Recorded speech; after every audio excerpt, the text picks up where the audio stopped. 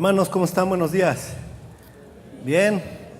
Bueno, los animo a estar orando si recuerdan a alguno de sus hermanos que estén, usualmente se sienten ahí donde usted, cerca de usted, y no los ubica porque no vinieron hoy, pues estar orando por ellos, ¿no? Para que vengan, hacerles quizás una llamada, si se puede visitarles, para animarles a que estén con nosotros.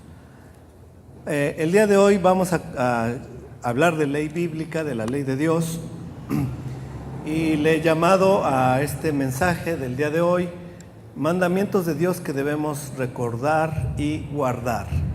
Pero esta es apenas una de las partes que vamos a ver sobre este tema.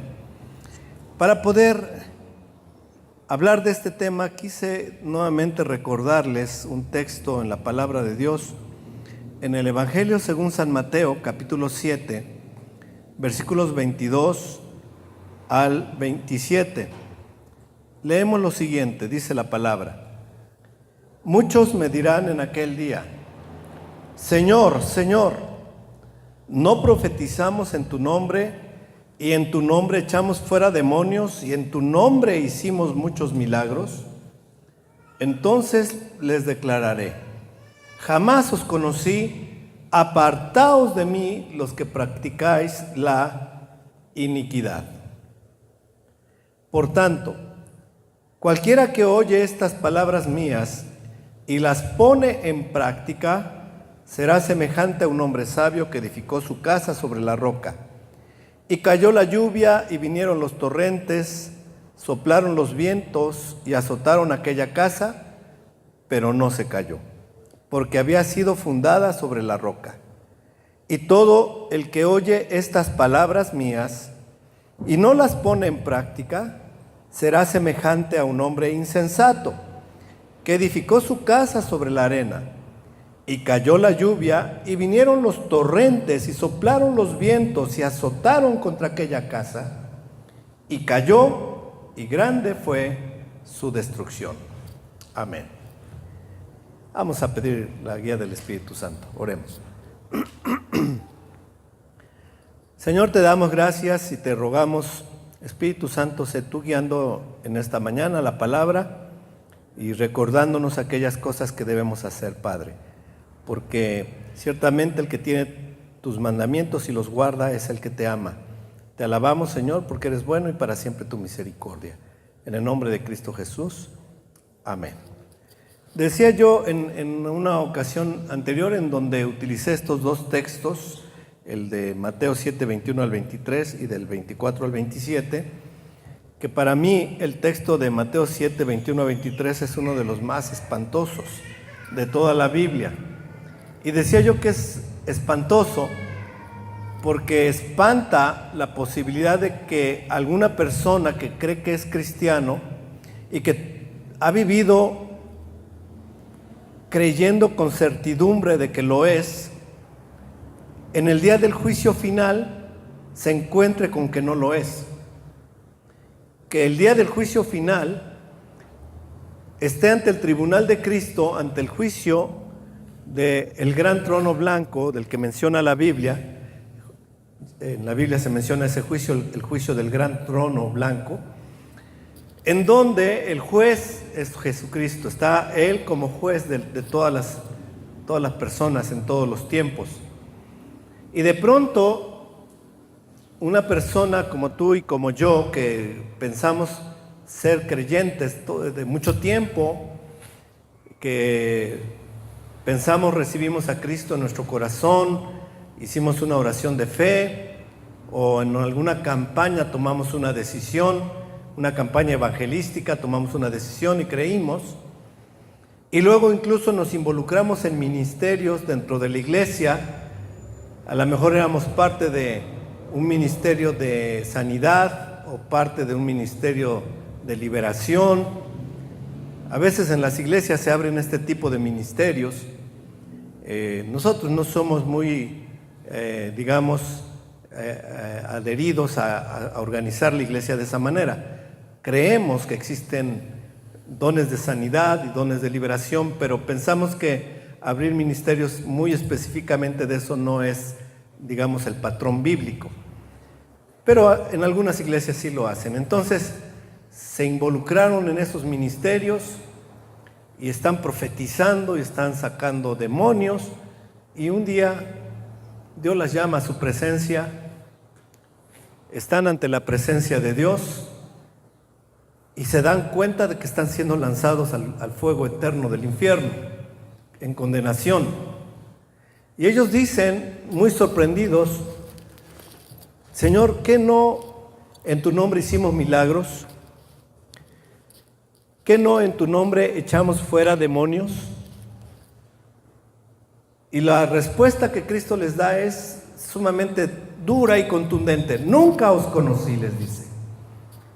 Esto es, nunca fueron parte de mi reino, nunca fueron parte de mi pueblo, nunca fueron parte de las ovejas de mi redil.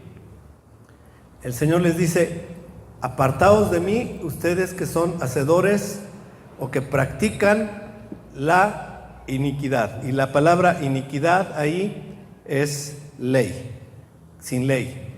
Iniquidad ahí, ya habíamos hablado, es anomía y significa simplemente sin ley. Entonces, el Señor les dice: apartaos de mí, ustedes que practican la sin ley, que no guardan ninguna ley de Dios.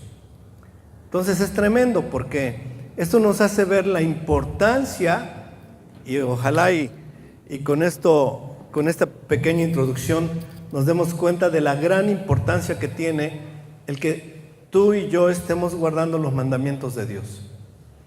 No basta con que digamos que somos salvos porque hicimos una oración de fe, sino que la verdadera vida cristiana tiene como resultado una vida piadosa, una vida misericordiosa, una vida llena del amor de Dios, un amor genuino y no un amor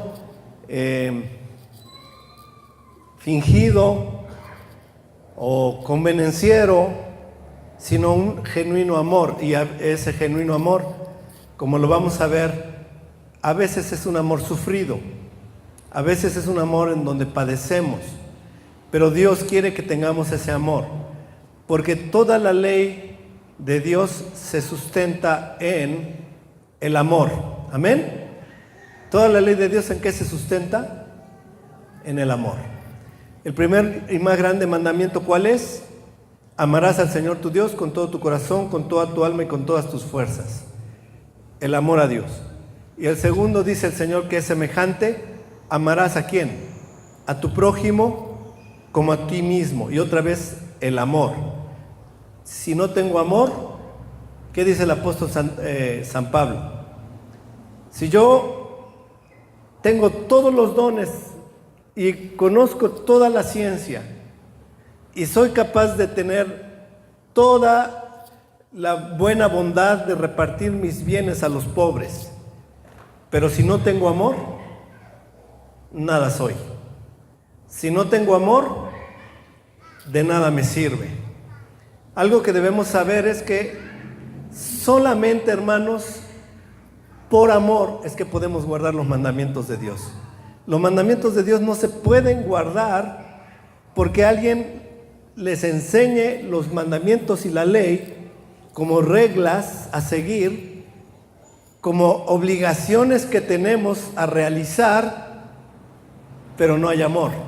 No se puede, y solamente es una obra sobrenatural de Dios, es una obra sobrenatural del Espíritu Santo que llega a la vida del creyente y que cambia su corazón de un corazón duro y de piedra, de un corazón de conflicto, de ira y de contienda, a un corazón de piedad, a un corazón de bondad y a un corazón de obediencia. Es solamente la obra del Espíritu Santo.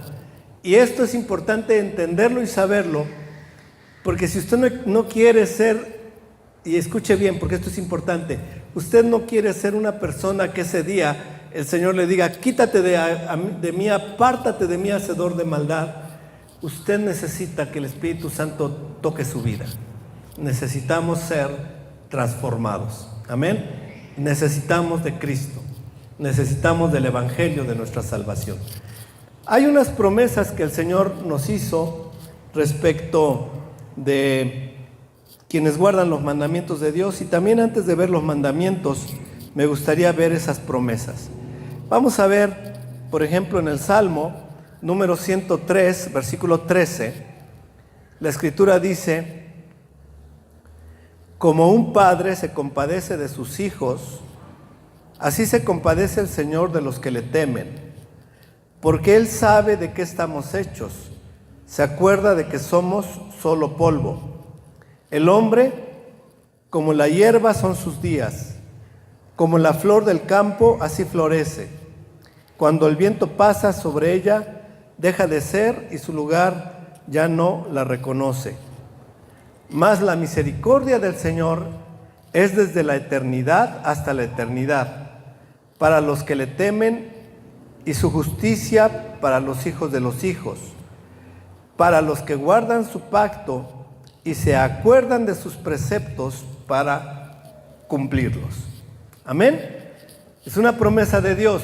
Dios nos está diciendo que Él será misericordioso, que Él nos guardará, nos cuidará, y que incluso lo hará en generaciones futuras a las nuestras. Es decir, no solamente va a ser misericordioso y amoroso, cuidadoso conmigo, sino que también lo va a hacer con mis hijos, y lo va a hacer con los hijos de mis hijos, y lo va a hacer con los hijos de mis hijos. Por varias generaciones Dios va a ser así, pero hay una condición. En el versículo 18 dice: para los que guardan su pacto y se acuerdan de sus ¿qué? Preceptos. ¿Los que se acuerdan de qué? De sus preceptos. Son 613 según la contabilidad de los rabinos. En mi opinión, el número puede variar. En mi opinión muy humilde y personal, podría variar, pero son alrededor de 600 mandamientos. La mayoría o un buen número de ellos son preceptos que ya no tienen hoy día, no se aplican, porque ya Cristo murió, fue nuestro sacrificio, y todos los mandamientos que tienen que ver con ofrendas y sacrificios levíticos, como dice en el libro de los Hebreos, ya no son necesarios, ¿ok? Pero hay muchos otros que sí son necesarios. ¿Cuántos de estos, tal vez más de 200 preceptos usted recuerda? ¿Me pudieran citar 50? Tal vez 30 o 10, los 10 mandamientos. Sí se puede, ¿verdad? Pero como que nos faltan, si son más de 200, estamos un poco pobres en memorización. Y dice aquí: para los que guardan su pacto y se acuerdan, vean lo que dice, y se acuerdan de sus preceptos, pero no es solo para recordarlos en la cabeza, como para ganar un concurso de memorización, sino ¿para qué? Dice: se acuerdan de sus preceptos ¿para qué? Cumplirlos. Tienen tan presentes los preceptos, los mandamientos de Dios, que los recuerdan en las situaciones habituales de la vida, en los momentos de la vida que son necesarios recordar. Por ejemplo, en el momento en que yo veo a una persona en una cierta circunstancia específica que dice la Biblia, y en ese momento me acuerdo y actúo en consecuencia de acuerdo al mandamiento de Dios. O como por ejemplo cuando alguien me ataca, me lastima. Es una circunstancia de la vida, ¿sí o no? ¿A usted nunca lo han lastimado? ¿Sí lo han lastimado? Es una circunstancia frecuente de la vida hasta eso. Estamos en un mundo caído y muchas personas en este mundo caído hieren a otras personas. Y entre esas otras personas a veces nos hieren a nosotros. Hay mandamientos bíblicos que nos dicen qué hacer justo en el momento en que nos hieren. ¿Los tienes presentes para aplicarlos, para ponerlos por obra en el momento oportuno? En ese momento oportuno cuando te hieren, justo cuando te hieren, no media hora después. Media hora después te acuerdas, ay, respondí y actué mal. Ya me acordé que Dios dice esto. No, ya media hora después muchas veces ya es demasiado tarde. Tienen que estar presentes en el momento oportuno para ponerlos por obra. Eso es de lo que nos está hablando el Salmo. El Salmo está diciendo, versículo 17, vean bien, mas la misericordia del Señor es desde la eternidad hasta la eternidad para los que le temen, y su justicia para los hijos de los hijos, para los que guardan su pacto y se acuerdan de sus preceptos para cumplirlos. ¿Ya vieron?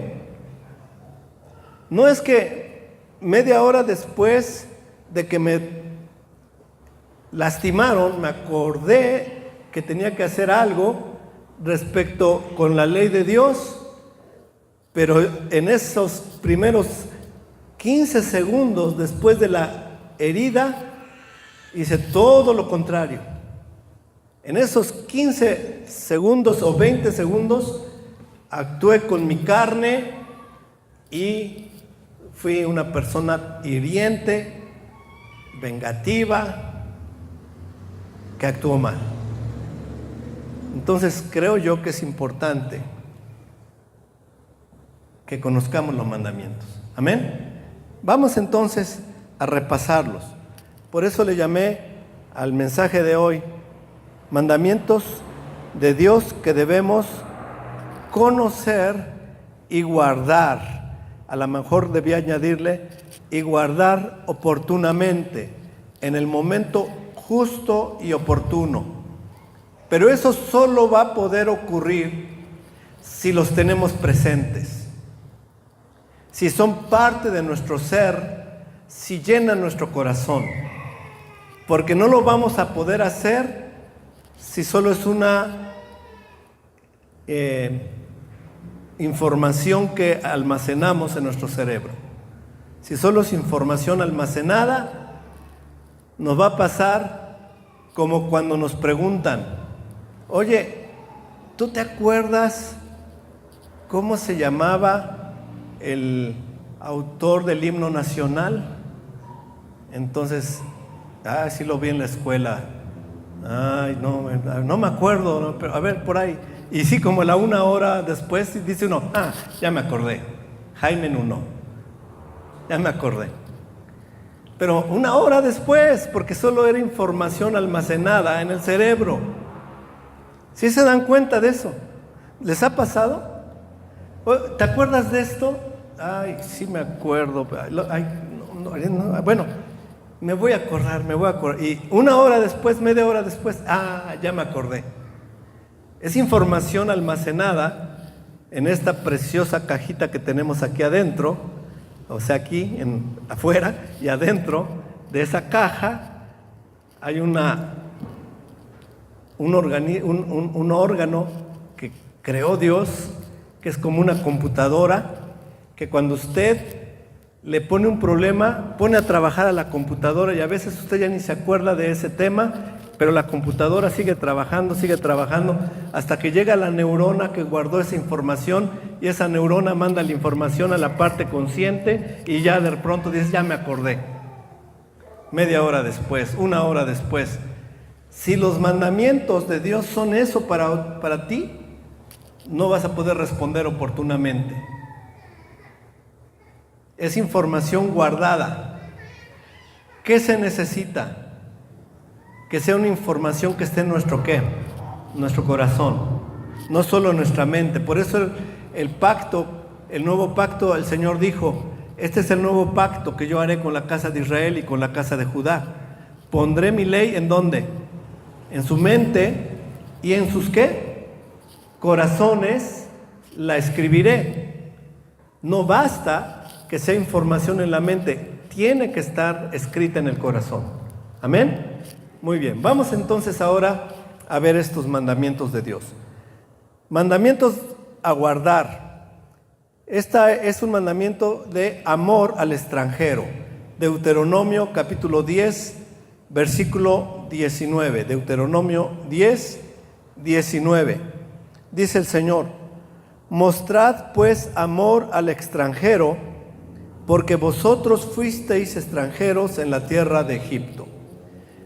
Nuestros antepasados, nuestro pueblo, Israel, fue esclavo en Egipto. Y fue duro ser extranjero en un país. Fue duro. No sé si usted ha tenido la experiencia de estar en algún otro país. Algunos hemos tenido esa bendición. Y hay algunos países donde nos ven morenitos y que hablamos español y inmediatamente hay cierta homofobia, no sé cómo llamarle, cierta discriminación. Me acuerdo que en una ocasión estaba yo caminando en un puente, no en un puente, en un paso a desnivel, pero sí era puente, en Los Ángeles, California, con mi hermano, muy jóvenes estábamos, habíamos ido de vacaciones, y caminando ahí pasó un vehículo. De ese vehículo que venía descapotado, unos güeros nos gritaron cosas en inglés que sabíamos que eran agresiones, pero no las entendimos, gracias a Dios, pero nos sentimos agredidos. Es duro a veces, hermanos, estar en el extranjero. Hay personas que andan por ahí, que vienen del extranjero. ¿Cuál es el mandamiento de Dios? ¿Discriminarlos? ¿Verlos mal? ¿Pensar que son drogadictos? A lo mejor lo son, pero no nos toca juzgar. ¿Qué debemos hacer? ¿Qué dice el mandamiento? Mostrad ¿qué? Amor al extranjero. ¿Usted lo ha hecho? ¿Ha mostrado amor al extranjero? Guárdelo en su corazón. Otro mandamiento. Hoy vamos a ver muchos. Es un recorrido por varios mandamientos de Dios. Algunos muy, muy importantes. Tal vez, bueno, todos son importantes. Aún el más pequeño es importante, pero vamos a ir viendo algunos más ampliamente que otros. Versículo 17 de Levítico capítulo 19. 17. Este se aplica cuando te lastiman. Esa persona que te lastimó puede ser tu esposo o tu esposa o tu hijo o tu suegro o tu suegra o el vecino o el que pasó por la calle. ¿Y qué dice el mandamiento? Levítico 19, 17. ¿Qué dice? No odiarás a tu compatriota en tu corazón. Aquí el término que utiliza es compatriota, ¿verdad? En otras versiones dice compañero. Podríamos decir de manera general tu prójimo. No odiarás a tu prójimo, a tu compañero, a tu compatriota en tu corazón. Ahora, ¿por qué es que yo podría odiar a alguien en mi corazón? ¿Simplemente porque me nació odiarlo? No es normal eso, ¿no? ¿Qué es lo que motiva a alguien a odiar a alguien? ¿Qué lo motiva? Que ese alguien me hizo algo, un daño, que esa persona me lastimó, que esa persona me ofendió, que esa persona, como usamos términos muy de nuestra cultura mexicana, de nuestra cultura en donde decimos me hizo menos, usamos esos términos, o también decimos Ahí esta palabra se me fue. ¿Cómo decimos cuando queremos decir que alguien nos hizo menos? Me menospreció, me pisoteó, me dio la puñalada por la espalda. Eso, ¿verdad? Y lo natural, la carne, el fruto de la carne es odiarlo. Ahora no le hablo. Ahora, para que se le quite, me vengo. Odiarlo. El mandamiento que dice, no lo hagas, no odiarás. No odiarás a tu prójimo en tu corazón. De hecho, incluso si seguimos leyendo Levítico capítulo 19, voy a abrirlo, Levítico 19, 17, vamos a revisarlo un poquito más ampliamente. 19, 17 dice, no odiarás a tu compatriota en tu corazón, podrás ciertamente reprender a tu prójimo, pero no incurrirás en pecado a causa de él, no te vengarás, ni guardarás rencor a los hijos de tu pueblo, sino que ¿qué? ¿Qué dice? Amarás a tu prójimo como a ti mismo. Aunque ahorita solo me voy a enfocar al verso 17, pero quiero que noten que a donde conduce el Señor, en vez del odio, es al amor. La ley de Dios conduce en el sentido opuesto a lo que conduce los frutos de la carne. A mí me lastimaron, a mí me hirieron, la carne me hace sentir enojo, ira, mezclada con amargura, tristeza y odio. Y la ley de Dios me conduce por todo esto que acabamos de leer al amor. Debo amarlo. Debo amar a mi esposa.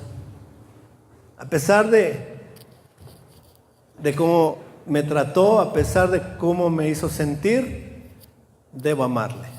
Debo amar a mi esposo. A pesar del difícil trato que tuvimos, a pesar de eso, a pesar de la herida que me produjo, debo amarle. Ahora, no es un simple amar absolutamente sin condición, en el sentido de que paso por alto, no me importa y paso por alto todo lo que me hizo. No, vean lo que el versículo 17 dice, regresemos a él, a este versículo 17. Dice, no odiarás a tu compatriota en tu corazón. Ahora continuemos leyendo. Podrás ciertamente reprender a tu prójimo. ¿Podrás qué? Ciertamente reprender a tu prójimo. Esto quiere decir, y vamos a notarlo en las palabras que Jesús dijo en el Sermón del Monte. Como quieras que te traten, trata al otro. Es la regla de oro. Como yo quisiera que me reprendieran a mí, yo debo reprender al otro. Podré reprender a mi prójimo. Ese prójimo, vuelvo a insistir, puede ser mi esposa, puede ser mi esposo, puede ser mi hijo, mi hija, puede ser mi papá, mi mamá o alguien. A lo mejor esa persona me lastimó, me hirió, cometió algo que es incorrecto, es injusto. Yo puedo ciertamente reprenderle en una actitud llena de misericordia y de amor. Cuesta mucho trabajo, pero es la ley de Dios. Someteos a Dios y el diablo huirá de vosotros. Aunque cueste, tengo que doblegar totalmente mi orgullo, porque lo que más estorba siempre es el orgullo. Lo que más estorba, hermanos, en la obediencia a Dios, se los digo de una vez, lo que más estorba para obedecer los mandamientos de Dios es nuestro horroroso orgullo. El orgullo hizo caer a Satanás porque quiso ser por orgullo igual a Dios. Quiso sentarse en el trono y recibir las mismas alabanzas que Dios recibía. Y su orgullo lo hizo que cayera en rebeldía contra Dios a tal grado que Dios lo tuvo que lanzar del cielo. Y un día lo va a condenar porque Satanás siguió en su orgullo, siguió en su soberbia, siguió en su rebeldía hasta hoy, engañando, mintiendo, haciendo daño, matando, robando, destruyendo. Y no doblegó jamás su orgullo. Y un día será lanzado al lago de fuego. Lo que Dios nos pide es dobleguemos nuestro orgullo. Ya me lastimaron, ¿ok? Estoy herido, ¿ok? ¿Qué debo hacer? En gran misericordia, piedad y paz, hablar con la persona y decirle, mira, me parece que debes pensar bien esta situación con paz, que analices tu vida, que consideres, etcétera, tratar el asunto. No voy a poner un ejemplo en específico, pero tratar el asunto. No siempre la otra persona va a reaccionar favorablemente, no siempre, es muy probable, sobre todo si no tiene la ley en su corazón, que reaccione todavía con agresión o defendiéndose o lo que sea, pero a nosotros nos toca hacer nuestra propia parte. Entendamos cuando Jesús dijo que quien te dé en una mejilla, pon también la otra. No está queriendo decir, ya me diste acá, te faltó de este lado. No, lo que está queriendo decir, estar dispuestos a que en esa actitud pacífica tratemos de hacer entender a la otra persona la falla. Quizás el que está en falla soy yo, pero tratemos de hacer explicar a la otra persona, y si yo soy el que está en falla, primero examinarme a mí mismo, eso es importante, antes de querer sacar la paja del ojo de mi hermano, debo verificar que yo no tengo una bigota en mi ojo. ¿Sí me entiende? Todas esas actitudes de las cuales habló Jesús están ligadas a la ley bíblica. O sea, Jesús no vino a explicar una ley diferente. Vino a poner en orden los conceptos acerca de la ley, porque muchos de los conceptos habían sido torcidos por la práctica farisaica, y Jesús vino a instruir con precisión cómo debemos hacerlo. Así que si yo quiero quitar la paja del ojo de mi hermano que me ha ofendido, primero voy a checar que yo no tengo una viga en mi propio ojo. Tengo que analizar mi propia actitud. Tengo que analizar mi propia acción en el evento del cual estamos hablando. Un evento en donde hubo ofensa, pero a lo mejor el que inició la situación ofensiva fui yo mismo. Entonces debo entender que debo analizarme, arrepentirme y pedir perdón. Dice entonces, no odiarás a tu compatriota en tu corazón, podrás ciertamente reprender a tu prójimo, pero no incurras en pecado a causa de él. No incurrir en pecado a causa de que alguien me ofendió pecando. ¿Cómo se incurre en pecado a causa de alguien que pecó contra mí? Es típico el que hacen los conductores en los vehículos. Alguien pasa, tú sales un poquito, o un conductor sale un poquito de su carril, el otro pasa, se pasa muy cerca, se enoja, toca el clásico sonido con el claxon para ofender. ¿Y qué hace el otro? Reconoce, me salí mal, perdono a aquel que me ofendió, tiene razón, yo tuve la... No, ¿qué hace el otro? le responde igual. Y a veces ahí se van peleando por el resto de 1 kilómetro y ha llegado al punto de que uno saca un arma y agrede al otro por pecado. Pecado añadido a más pecado. ¿A qué conduce? A destrucción. Y la palabra, la ley dice entonces: no odiarás a tu prójimo en tu corazón, podrás ciertamente reprender a tu prójimo. Acuérdense, saca primero tu viga antes de pretender sacar la paja del ojo de tu hermano, pero no incurras en pecado a causa de él. Amén. ¿Cuántos dicen amén, hermanos? Bien, gracias a Dios. Sigamos con el siguiente, vamos a continuar con el siguiente mandamiento para no redundar. Vamos a continuar. Éxodo 22:22, el siguiente mandamiento se refiere a las viudas y a los huérfanos. Viudas y huérfanos. ¿Conoce usted alguna viuda? ¿Conoce usted alguna persona huérfana? Ok, aquí está un mandamiento. A la viuda y al huérfano no, ¿qué? No afligiréis. A la viuda y al huérfano no afligiréis. No debes ser malvado con los débiles, es lo que encierra este mandamiento. No ser una persona que quiera sacar provecho, lastimar, aplicar tu fuerza contra alguien que es más débil que tú. Contra alguien que está en una circunstancia de dificultad. Esto tiene que ver con el no al bullying. En las escuelas hoy día se da mucho el caso de que los más fuertes en la escuela bulean, es el término ya muy reconocido hoy día, a los más débiles.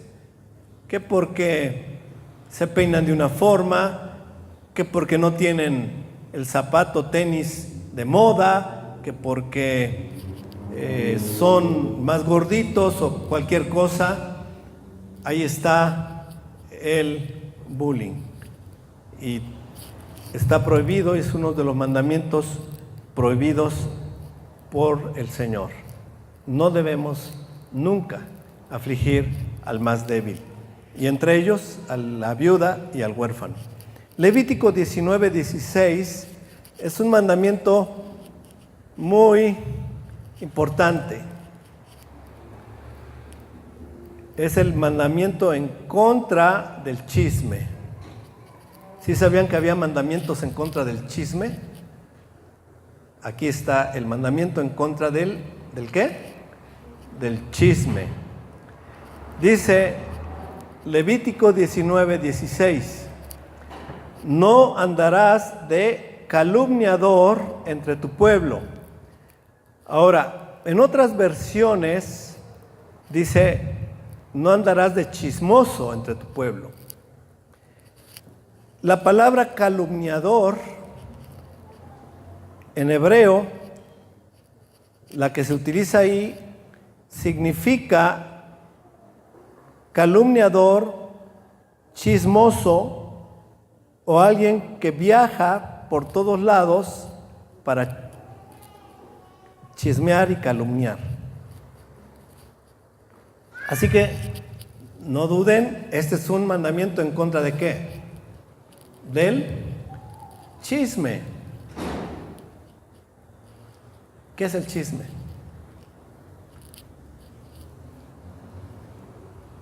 Tristemente venimos de una cultura muy chismosa, hermanos, la verdad. Tenemos que reconocerlo. A nosotros nos encanta oír lo que le pasó a otra persona en nuestra cultura. Si no fuera así, no serían tan prestigiadas y exitosas algunas revistas que cuentan las nuevas sobre los famosos, que ella se divorció, que el hijo no es el hijo de tal, sino el hijo de tal otro, o sea, chismes y chismes. El chisme es oír algo de alguien cuando no está presente la persona de la que se habla. Eso es el chisme. ¿Sí se entiende? Oír algo de alguien cuando no está esa persona presente. Oye, ¿ya te enteraste que a Pedro lo sacaron de su trabajo? ¿Por qué? Espérate. No está Pedro aquí, no quiero oírlo. ¿Sí me entiende? Si no está Pedro, no me lo digas. Si no me va a edificar, no me lo digas. Si no es algo que yo tenga que saber, no me lo digas. Mire, la única excepción bíblica de que usted oiga algo de alguien son estas, se las voy a decir. Por ejemplo, cuando alguien dentro de la iglesia está trayendo mala doctrina, está enseñando cosas por abajito del agua con mala doctrina, y alguien va y te advierte, ten cuidado con Alejandro, y estoy usando el nombre Alejandro porque así aparece en la Biblia. En una de las epístolas del apóstol San Pablo dice, cuidaos de Alejandro porque ya se apartó del Señor. ¿Sí? Búsquenlo si quieren en su Biblia, ahí aparece. Y por eso digo que es bíblico. Y el nombre Alejandro es aquel Alejandro de ese tiempo de Pablo, del que estoy hablando. Cuidaos de Alejandro porque Alejandro no está teniendo una buena doctrina bíblica y está empezando a infiltrar una doctrina no sabia, no correcta. Esa es una excepción.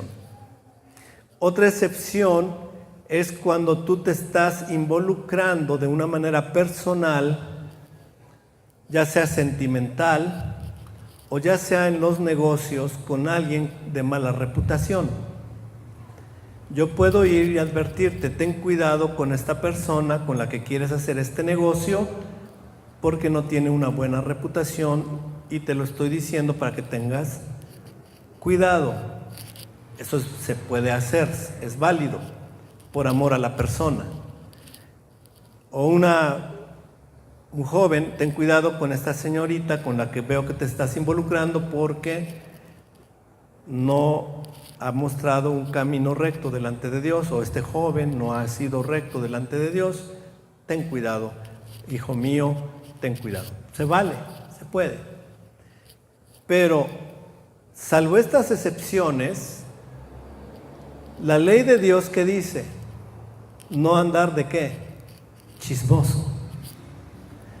Y chismoso es tanto oír como decir. ¿Ok? ¿Por qué no está bien? Primero, las únicas personas que pueden testificar de algo contra alguien deben ser personas que hayan sido testigos presenciales del evento. Si no fueron testigos presenciales, no pueden testificar. ¿Amén? Es que me dijo la prima de mi primo. No. El amigo de un amigo del primo de mi cuñado me contó. Tampoco. Solo se puede testificar si somos ¿qué? Testigos presenciales. Amén. 2. Solo se testifica ante autoridades, no ante cualquier persona. Solo se testifica ante ¿quién? Autoridades. ¿De acuerdo? Segundo. Y tercero, las excepciones que ya acabo de mencionar. Amén. ¿Quieren guardar los mandamientos de Dios? No se presten a oír chismes y no esparzan chismes. El mandamiento de Dios claramente dice: no andarás de chismoso o calumniador entre tu pueblo, No harás nada contra la vida de tu prójimo, yo soy el Señor. Cuando una persona anda chismeando contra alguien, está atentando contra la vida de esa persona. Levítico 19:18, ya lo leímos. Es la continuación del versículo que leímos de no odiarás a tu compañero. El versículo 18 dice, no te vengarás, y nada más nos vamos a detener por un momento en ese mandato, en ese mandamiento de Dios. ¿No te qué? No te vengarás. Ahora, la venganza no solo es hacer una acción violenta contra alguien en respuesta de una situación que yo no acepté, sino que la venganza puede ser simples actitudes. Simplemente ya no le voy a hablar a esa persona. Simplemente para que ya no me vuelva a molestar, cada vez que me hable le voy a hacer cara seria y una mirada así como despectiva, ¿no? Venganza, todo eso es venganza. El mandamiento es no te qué, no te vengarás. Dice el Señor, mía es la venganza. Si hay algo que es injusto, pidámosle a Dios que Él obre en justicia. Dice el Señor, mía es la venganza, yo pagaré, dice el Señor. Entonces dice, no te vengarás, ni guardarás rencor a los hijos de tu pueblo, sino que amarás a tu prójimo como a ti mismo. Ahora, noten esa palabra, sino. Es una cláusula que une el concepto anterior del nuevo. El concepto anterior es no te vengarás, no guardarás rencor. Ya pregunté hace un momento, ¿cuándo ocurre eso? Es natural que nace de mí, vi a alguien y dije, hoy ya sentí rencor. ¿Ese es el proceso natural? No, ¿verdad? O sea, no es algo que nace así de un día para otro,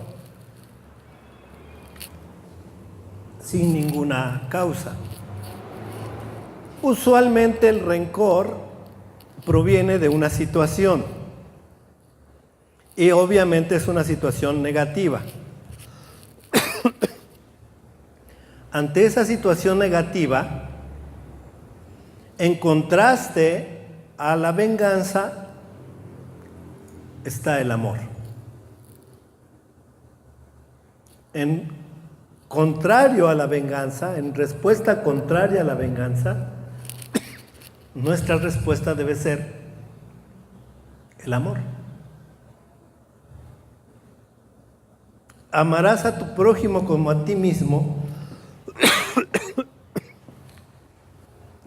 Es un mandamiento que aparece como respuesta contraria al rencor y a la venganza.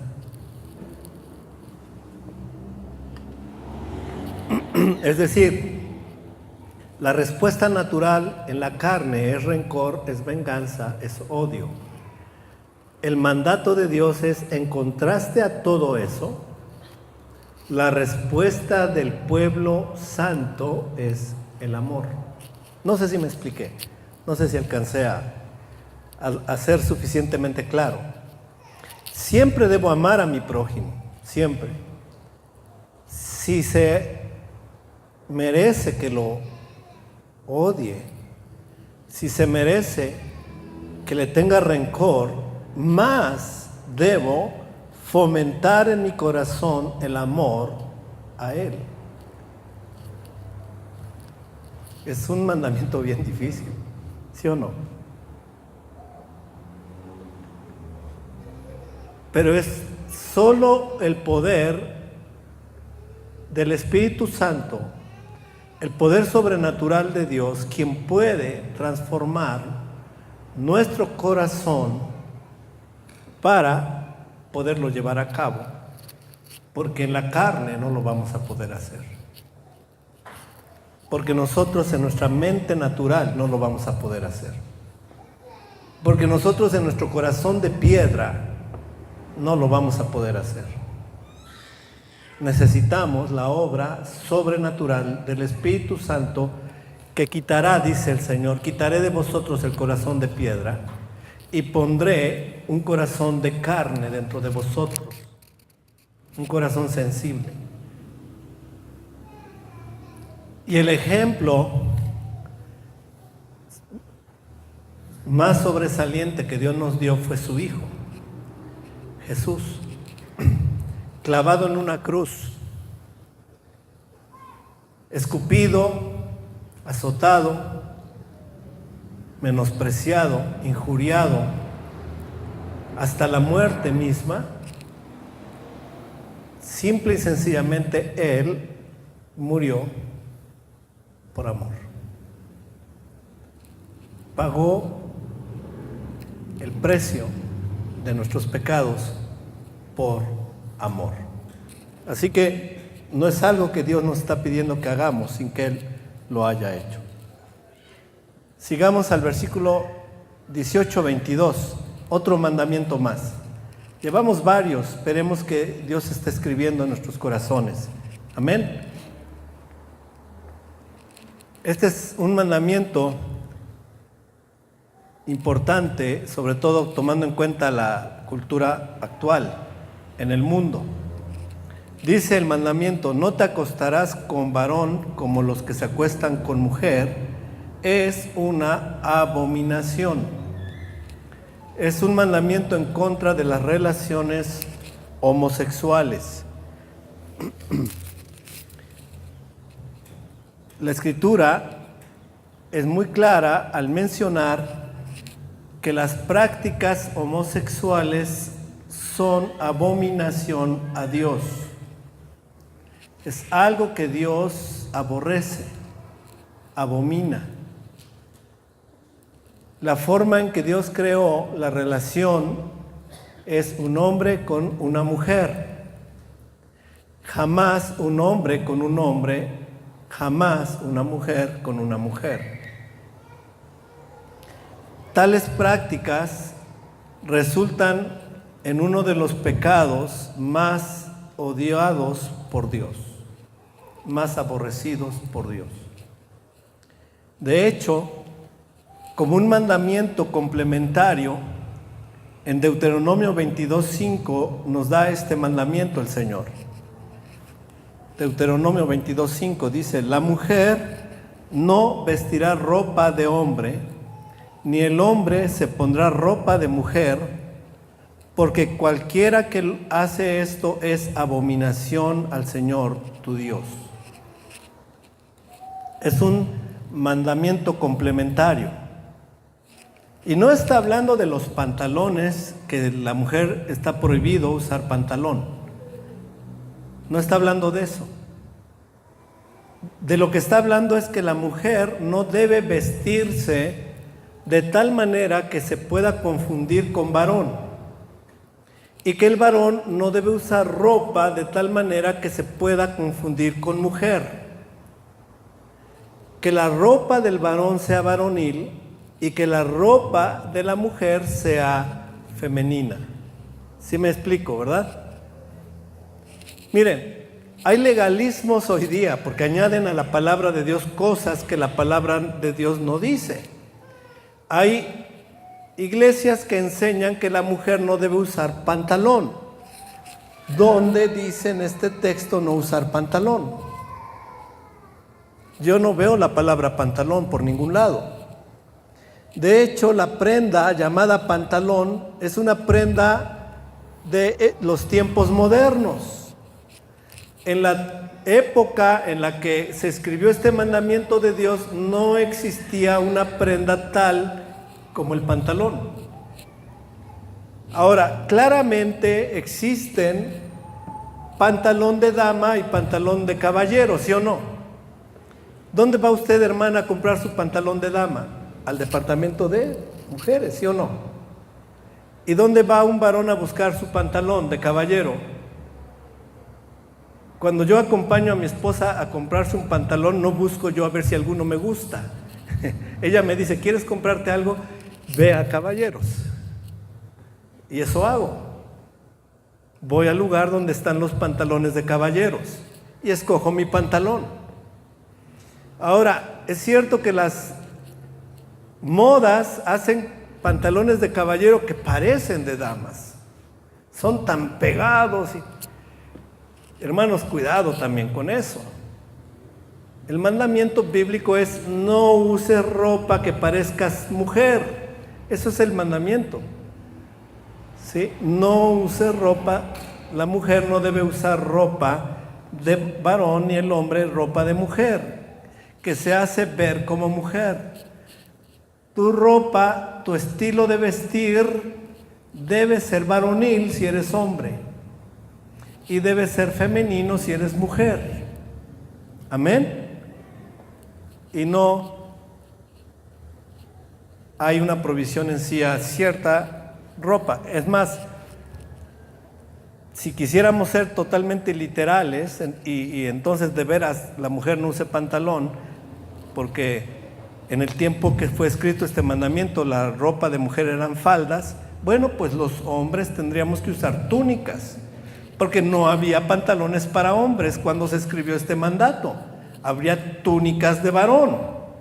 Entonces tendríamos que pedirle a los fabricantes de ropa que comiencen a hacer túnicas para varón.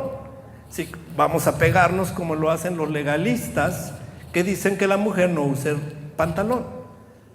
Vean, de lo que se trata, y el mandamiento es un cerco protector en contra del homosexualismo. Lo que Dios pretende evitar son las prácticas homosexuales.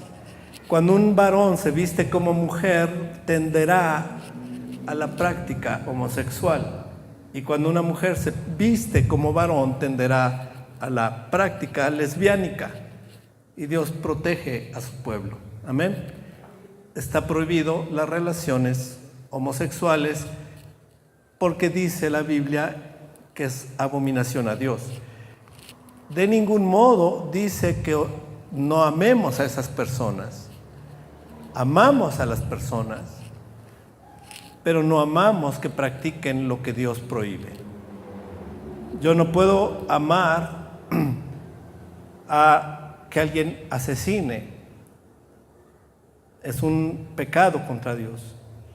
Pero a lo mejor al asesino lo puedo amar, porque es una persona que quizás merece y necesita compasión de Dios.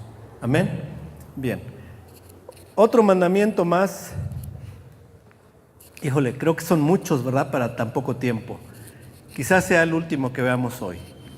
Dice el mandamiento en Deuteronomio 22:1.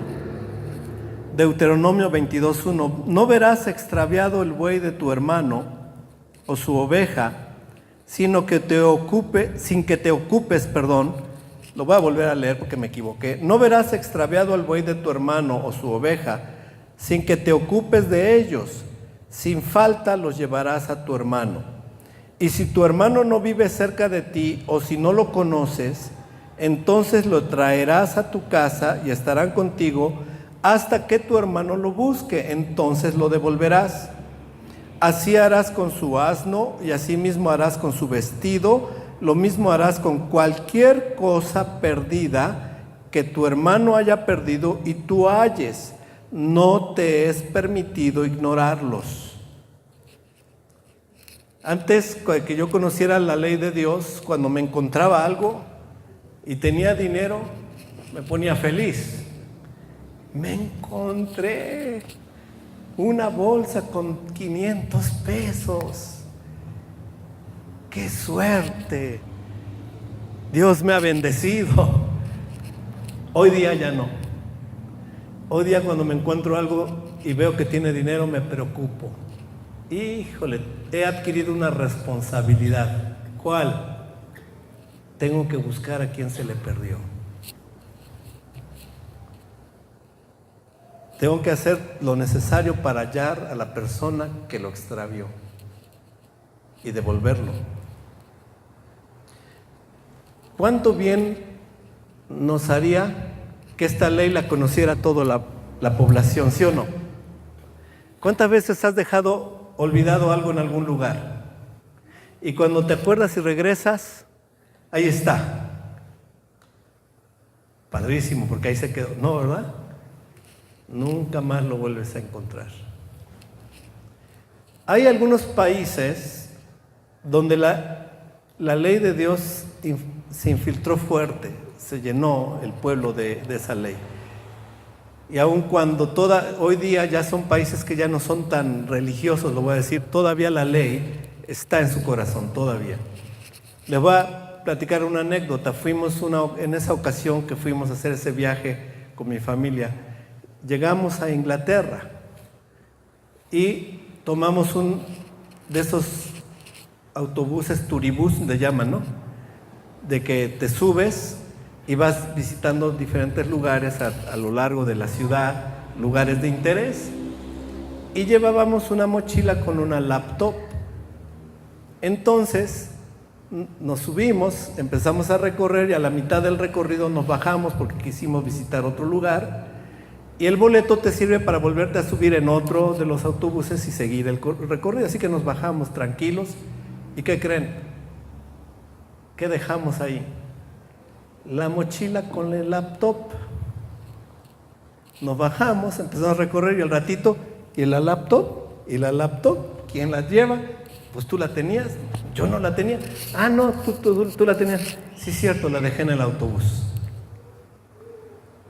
Lo primero que pensamos, ¿qué fue? Adiós, mundo cruel, con esa laptop. Se fue la laptop.